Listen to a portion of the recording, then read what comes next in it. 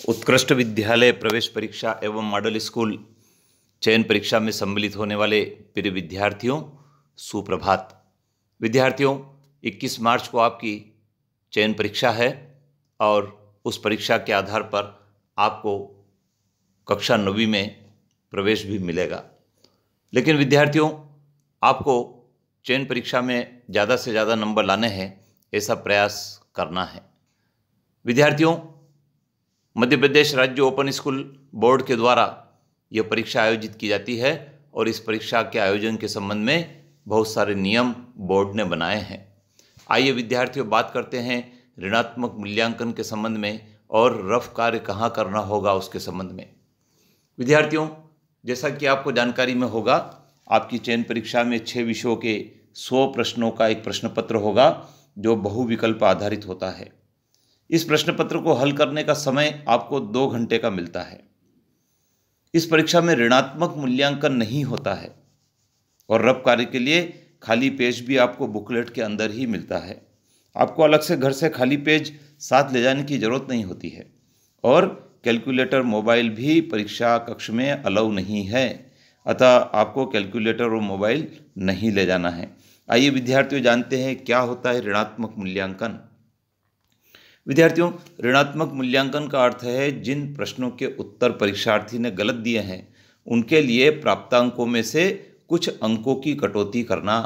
जैसे प्रत्येक गलत उत्तर के लिए 0.25 अंक की कटौती। चयन परीक्षा में ऐसी कोई कटौती नहीं की जाती है। जिन प्रश्नों के उत्तर आपको पूर्ण रूप से सही आते हैं उन्हें आप पहले कर दीजिए। जिनके उत्तर आप कंफर्म नहीं हैं उन्हें अंत में कीजिए। ध्यान रहें, एक भी प्रश्न नहीं छोड़ना है। याद नहीं आने पर निकटस्थ उत्तर अवश्य चुनकर OMR शीट में आपको भरना है। विद्यार्थियों, यदि कोई आपको ये कहे कि इस परीक्षा में अंक कटते हैं तो नहीं कटते हैं, कोई ऋणात्मक मूल्यांकन नहीं होता है। विद्यार्थियों, जो प्रश्न आपको नहीं आते हैं उन प्रश्नों को कोशिश करें स्मरण करने की, याद करने की, और गणित के यदि सवाल है तो उनको हल करने की, अंग्रेजी का यदि कोई प्रश्न है तो उसको समझने की, और उसके पश्चात आप जरूर किसी न किसी विकल्प को सही करें, क्योंकि जितने विकल्प आप हल करेंगे, जितने प्रश्न आप हल करेंगे, उतने ही प्रश्नों के अंक आपको मिलेंगे।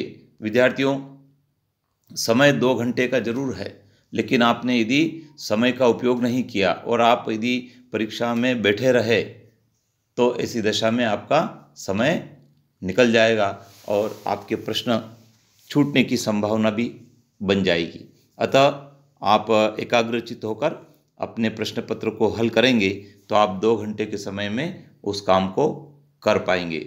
विद्यार्थियों, कई सारी बातें हैं इसको लेकर कि परीक्षा में प्रश्न पत्र के कौन से भाग को पहले हल करना चाहिए, हल करते समय किन किन बातों को ध्यान में रखना चाहिए। इन सब बातों के लिए भी आपको इस चैनल के माध्यम से मैं मार्गदर्शन दे रहा हूं।